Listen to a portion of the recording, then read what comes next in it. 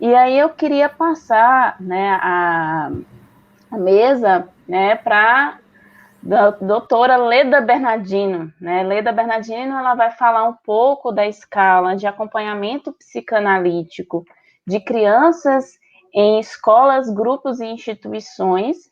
Leda Marisa Bernardino, né? Ela possui graduação em psicologia pela Universidade Federal do Paraná, tem mestrado em psicologia clínica e psicopatologia e tem doutorado em psicologia escolar e do desenvolvimento humano pela Universidade de São Paulo e pós-doutorado em tratamento e prevenção psicológica em Paris, né, pela Universidade de Paris. Boa noite, Leda, novamente, né? Boa Boa noite. noite. Boa noite a todos.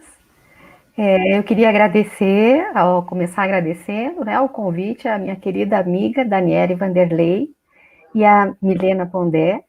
Estou bem feliz de estar aqui nessa mesa e poder apresentar um pouco do nosso trabalho de pesquisa.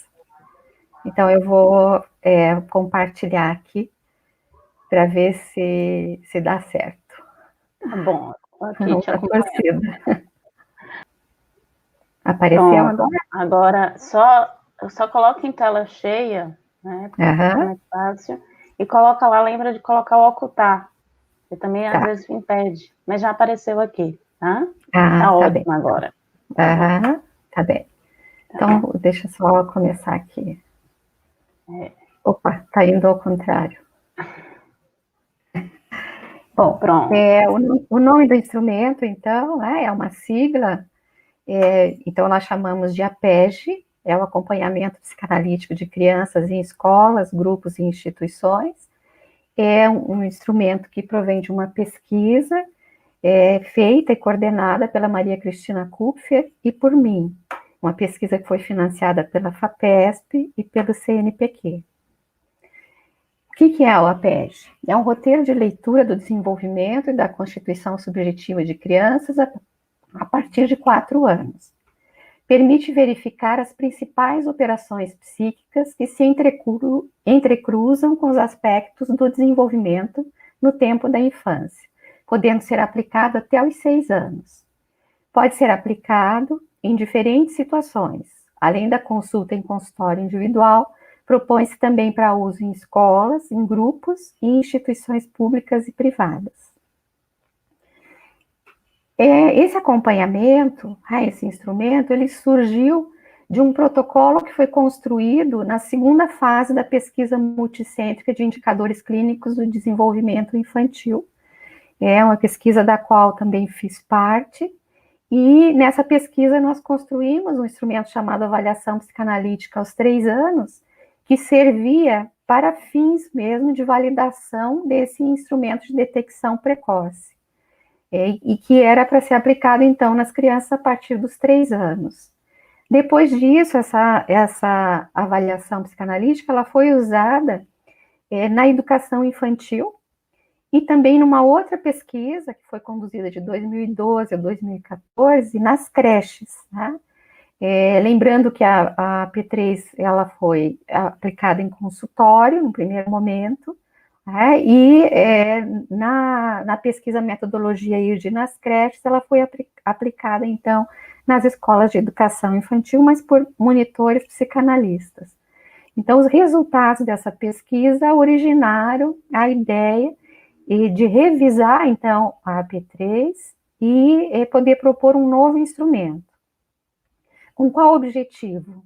Então, o primeiro deles, sistematizar o método clínico psicanalítico no atendimento de crianças, criar um instrumento nacional de avaliação psicanalítica de crianças, demonstrar a importância do raciocínio clínico na compreensão de um caso em seu contexto singular e familiar, acompanhar os tratamentos psicanalíticos de crianças e seus efeitos em diferentes tempos, né? Então é um instrumento que ele é composto por vários tempos de aplicação, né?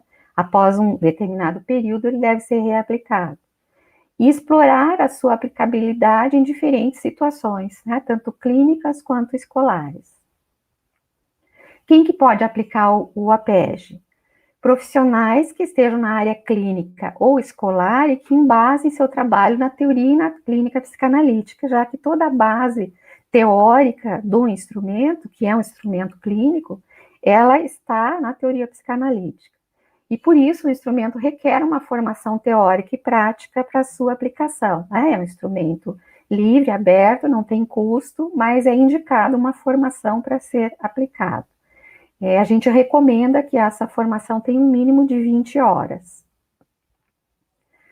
Quais são os fundamentos, então, do APEG? É um instrumento que parte de um construto teórico básico, de que a noção do psiquismo é entendida como uma construção. Então, além do aspecto cerebral, então, da maturação do sistema nervoso central e dos esquemas básicos de funcionamento de que um organismo dispõe, para haver um psiquismo é necessária a instauração de um sistema simbólico, uma estrutura que inicialmente está no exterior, mas que deve ser introjetada para permitir a conexão entre o organismo e seu meio, através das ações dos agentes, das funções materna e paterna. Então, esse construto teórico pressupõe um processo de constituição do sujeito psíquico, e o APEG pretende acompanhar esse processo. A partir daí, então, foram criados alguns eixos a mais do que os que estavam já na avaliação psicanalítica aos 3 anos. Então, o primeiro eixo, por exemplo, que foi novo, se chama presença e reconhecimento de sujeito. O segundo, o terceiro e o quarto já estavam na AP3.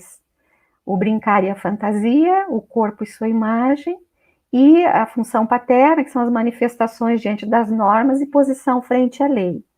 E o quinto, que também é novo, é a função do semelhante. Então, foram itens que a gente acrescentou na revisão do instrumento original, a partir justamente de uma pesquisa que contemplou a criança em grupo também, e quis dar especial ênfase à questão da subjetividade.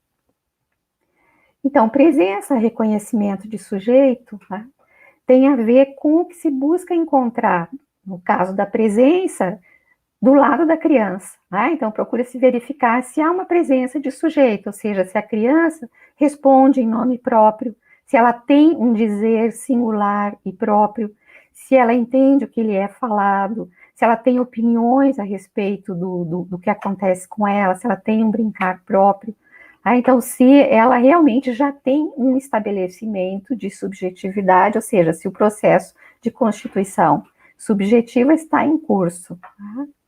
E do lado dos pais ou dos professores, que são então os agentes aí, do campo simbólico, procura-se verificar se do lado deles há um reconhecimento de sujeito, ou seja, se há da parte desses agentes um respeito à singularidade da criança, se espera o dizer da criança, se considera o que a criança fala ou sente no momento da entrevista, se há uma interpretação da parte dos pais ou dos professores das demandas da criança, não só no sentido literal e da necessidade, mas também como demanda de atenção, de reconhecimento.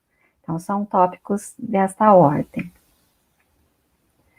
O brincar e a fantasia são tópicos que são formados a partir desse eixo, considerando a importância do brincar na infância. Então, o que uma criança de 4 anos demonstra no seu brincar, se ela consegue se expressar livremente, porque se pressupõe aí que ela vai, de uma maneira associativa, manifestar alguma coisa das suas fantasias inconscientes, o brincar também enquanto maneira privilegiada de elaboração, que a criança dispõe, para enfrentar o desafio de estar num mundo que é feito para adultos. Então, o brincar também é usado pela criança como uma maneira de elaborar esse mundo com o qual ela se confronta. Também se considera que, através do brincar, a criança põe em jogo a relação com o corpo próprio, com os objetos, com os outros e com os ideais de que é depositário. E a gente tem uma ideia de que isso vai aparecer no brincar da criança, nos jogos que ela monta, nos personagens que ela cria. O brincar baseia-se no manuseio de objetos e situações fictícias que, na nossa hipótese, expressam o mundo interno da criança. Né? Então, aquilo que não é imediatamente visível, né? Que precisa ser suposto. O terceiro eixo é o corpo e sua imagem. Tá? Então, a imagem corporal é uma construção que aparece como resultado das ações da função materna sobre o corpo da criança, transformando-o em um sistema de significações. Esse sistema permite que a criança se apreenda em uma imagem psíquica unificada, a partir da qual ela poderá se reconhecer. Então, a imagem do corpo próprio também contém os traços da diferenciação sexual. Então, também se observa a partir da organização das funções corporais da criança, né? Então, alimentação, excreção, sono, como que ela está vivendo essa organização do seu corpo, se a sua movimentação no espaço é uma movimentação direcionada, né? Se ela tem um desejo, né, que a conduz aí na sua movimentação, se ela se apropria, então, desse corpo, se verifica, então, qual é a relação da criança com o seu corpo, a partir das diferentes situações que vão aparecer na observação da criança. A manifestação diante das normas e posição frente à lei tenta ver como é que a criança está em relação às normas que regem a organização social.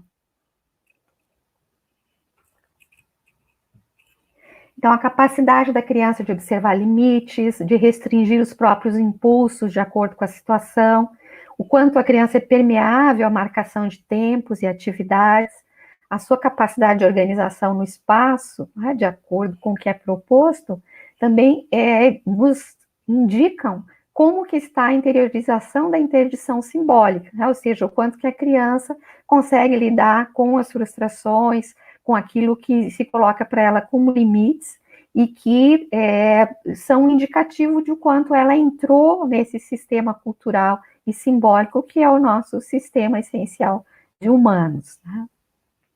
Então, a relação com as normas e com a lei é uma importante indicação da inscrição ou da dificuldade de inscrição da criança na cultura e na organização social. Então, tudo aquilo que vai se verificar em relação a esses tópicos que eu citei, vão nos ajudar a entender, né, como é que a criança está, né, se ela está sintônica a essa organização, ou se ela faz resistência, ou se ela ignora essa organização, ou se essa organização não faz nenhum sentido para ela. E, por fim, a função do semelhante, que foi o grande achado na nossa pesquisa nas creches, o quanto que os resultados eram diferentes, né, de algumas crianças, se elas estavam junto com algum coleguinha que lhe trazia uma segurança maior e quando elas estavam sozinhas. Então, a gente passou a considerar o semelhante como uma função muito importante também na constituição dos sujeitos. Por quê? O semelhante é essencial para definir uma imagem própria, para definir um valor narcísico para essa imagem, para ter acesso a um conhecimento sobre si. Então, a criança pequena, muito do que ela vai reconhecer do que acontece com ela tem a ver com o que ela vê no seu coleguinha. Muitas vezes ela consegue fazer alguma coisa porque vê o coleguinha fazendo, né? Muitas vezes, né, ela vai definir um valor para ela em comparação com o outro coleguinha, com o irmãozinho. Então, é esse semelhante em sua pequena diferença em relação à criança que permite, né, a própria criança saber mais sobre ela mesma. Né? Então, essa é a função do coleguinha na creche, a função do priminho de mesma idade, a função do irmãozinho. Né? O irmão, o colega, esse que está em uma relação no mesmo plano, convoca o sujeito a encontrar sua posição enquanto diferente da dele. Então, a função do semelhante tem esse papel, né, de ser uma imagem viva, um espelho vivo, né, de mim mesmo, mas, ao mesmo tempo, ele não é, né, igual a mim. Né? Então, isso faz com que eu possa me definir também em relação a esse tão parecido, mas do qual eu tenho uma pequena diferença, que me faz ter um acesso também à minha subjetividade. Depois desses eixos clínicos que vão ajudar, então, a montar o instrumento, nós propusemos como fechamento, né, como conclusão do instrumento, o desfecho clínico. Esse desfecho clínico também estava presente na AP3, mas nós modificamos um pouco a terminologia em relação à forma mais positiva que pensamos colocar o instrumento, já como um instrumento de acompanhamento e não de avaliação, e já não tanto buscando a questão do risco, mas buscando o que se espera encontrar no desenvolvimento da criança. Então, esse desfecho clínico, ele não é um diagnóstico, ele é um parecer, em que se elabora um parecer sobre o andamento do processo de constituição subjetiva da criança, articulado ao seu desenvolvimento, e o desenvolvimento esse de suas habilidades e funções corporais. Então, esse desfecho clínico, ele pode chegar a 3 possibilidades. A constituição subjetiva está em curso, então a criança está bem, não há necessidade de acompanhamento. 2, a presença de problemas de desenvolvimento, que eu vou explicar mais para frente, e a presença de entraves para a constituição psíquica, que são os casos mais graves, onde a gente pode, por exemplo, situar uma hipótese de autismo. Então, vou explicar melhor esses 2 últimos.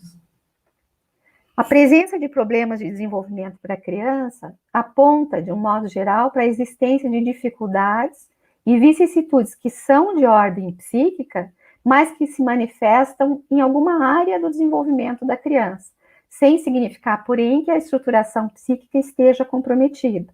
Então, a gente tem uma ideia de que há uma presença subjetiva da criança, ela não tem dificuldades tão graves do ponto de vista psíquico, mas ela tem algumas dificuldades que interferem no livre fluir do seu desenvolvimento em alguma função. Então, pode ser na aprendizagem, pode ser na motricidade, pode ser em alguma função corporal.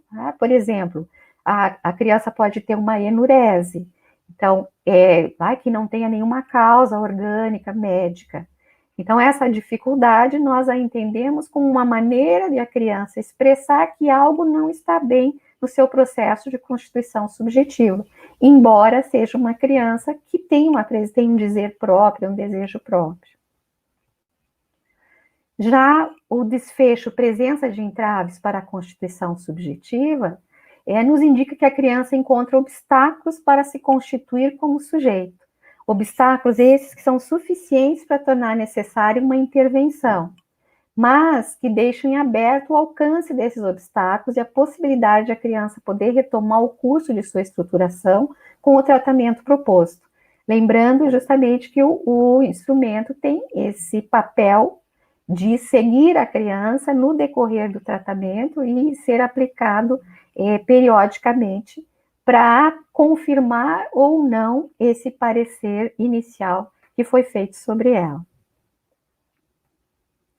Então, esses entraves psíquicos, eles são observados também por algumas questões mais objetivas, Então, há sintomas que podem indicar a presença de entraves para a constituição subjetiva.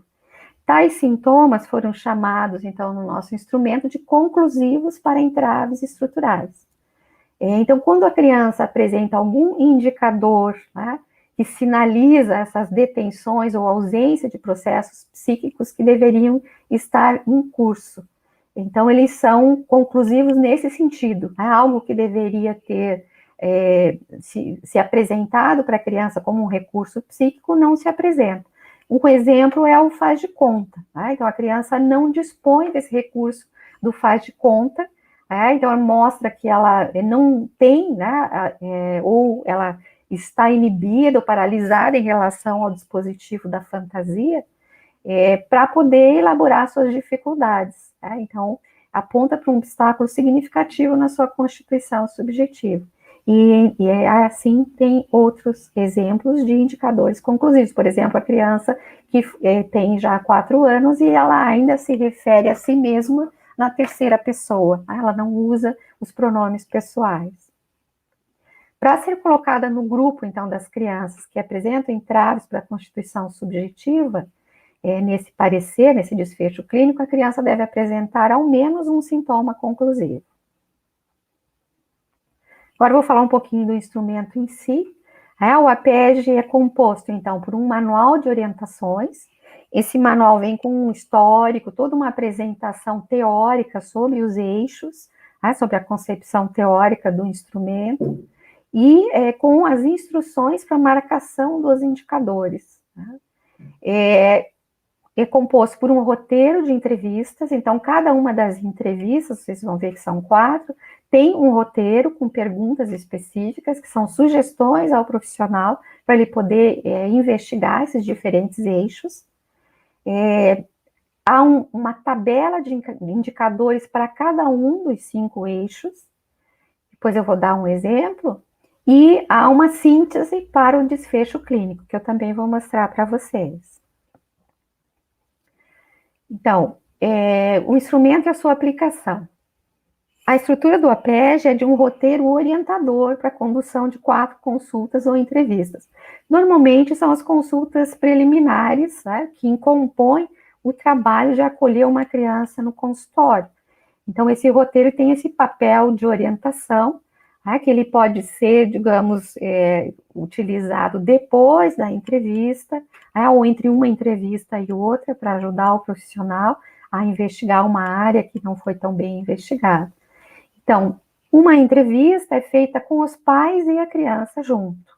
Então, nessa entrevista, embora a criança esteja junto e participe ali ou não, é uma escolha dela, há uma ênfase, então, na conversa com os pais. Depois, os pais saem, e se faz a entrevista com a criança individualmente, que é uma observação lúdica. Então, existe uma caixa de brinquedos que a criança vai utilizar ou não, vai fazer desenhos, vai usar massinha.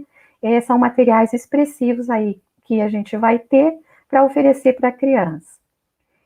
Há uma entrevista, então, um roteiro de entrevista com a professora da criança, e há também um roteiro de como observar a criança em grupo, e que são tópicos, então, que você vai investigar, seja no grupo classe no qual a criança está, seja num grupo que vai se montar na própria escola para fins de observação da criança, seja no grupo institucional no qual a criança faz seu tratamento. Aí são várias as situações possíveis.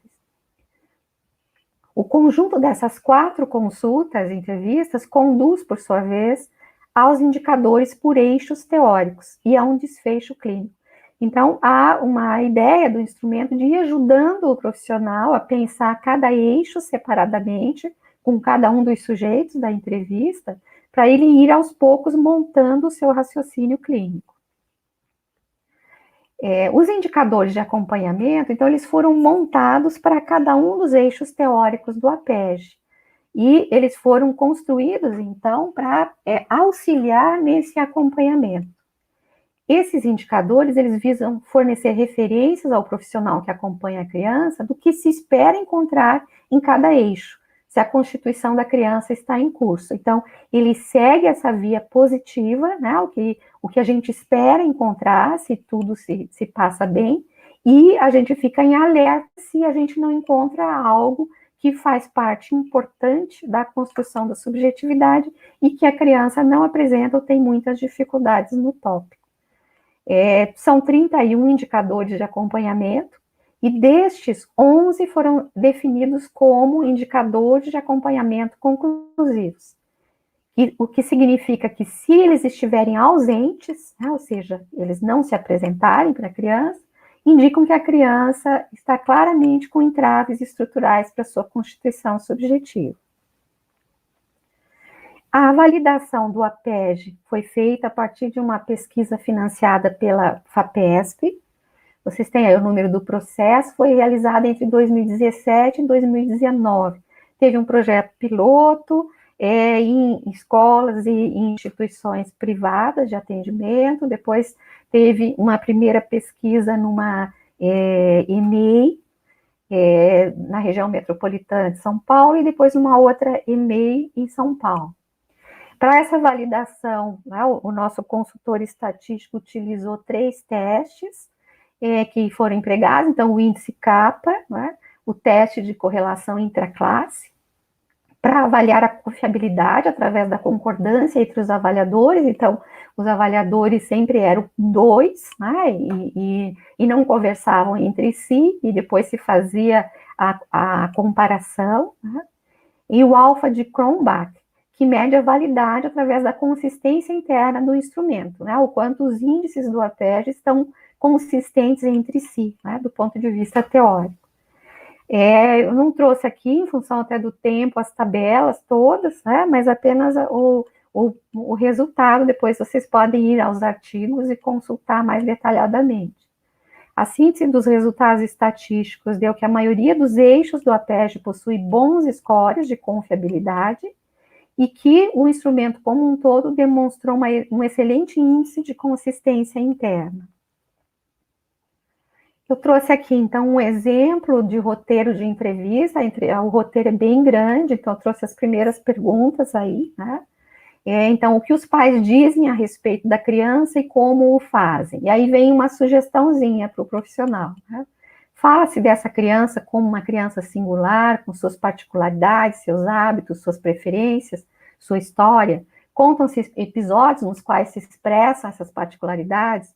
Os pais expressam alguma preocupação em entender as escolhas da criança, o porquê de seus comportamentos mais habituais?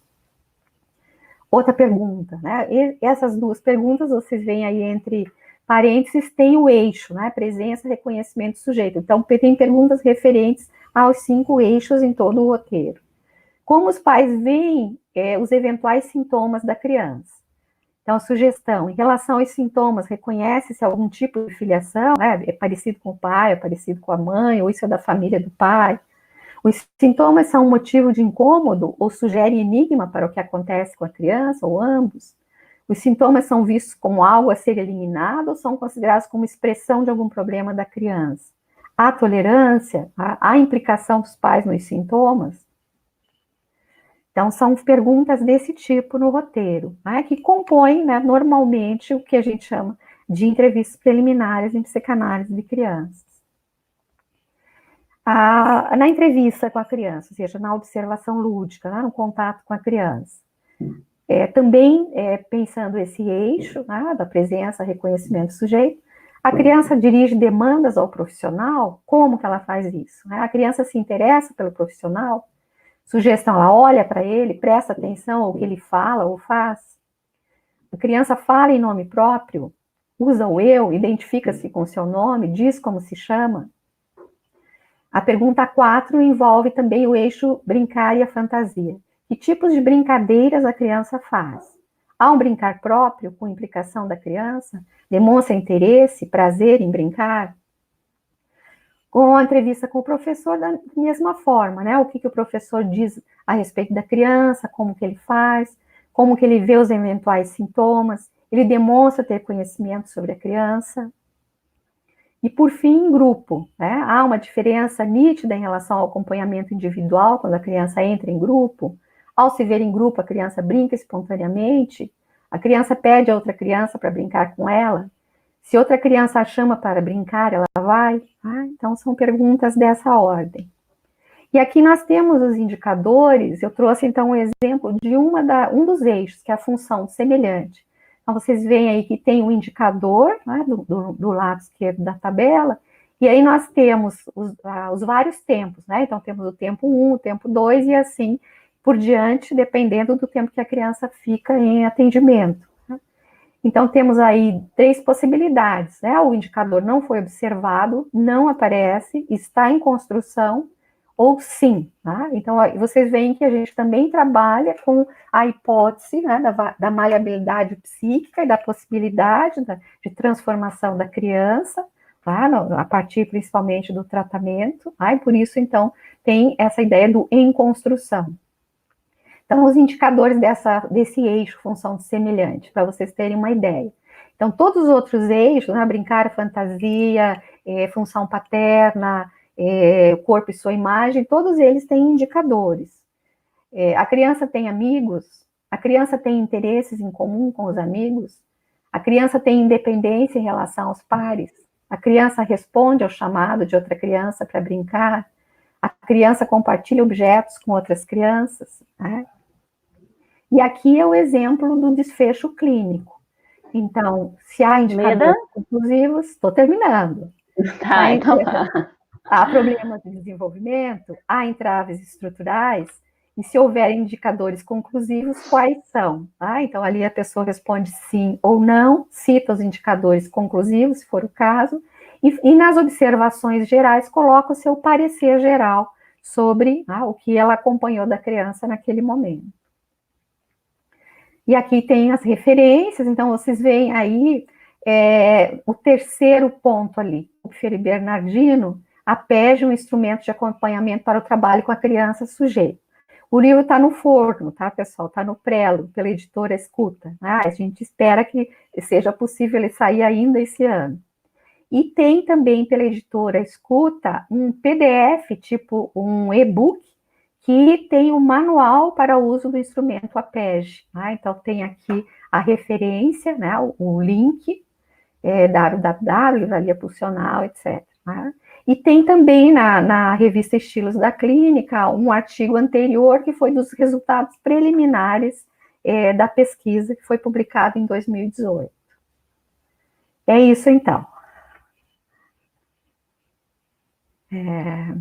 Obrigada, Leda, maravilhoso, né? Assim, acho que todo mundo aqui, acabou que todo mundo começou, onde eu consigo acessar esse instrumento, né? Todo mundo ficou maravilhado aí, de certa forma, com o instrumento, acabou que no final você respondeu de onde, né? Como a gente pode ter acesso a esse instrumento. Muito obrigada mesmo, tá? Enquanto as perguntas das pessoas que estão aí falando no chat, vocês podem perguntar, eu estou anotando tudo, porque no final a gente vem aí com um debate, a gente vem com a discussão, e eu acho que vai abranger para todos os instrumentos de certa forma, tá?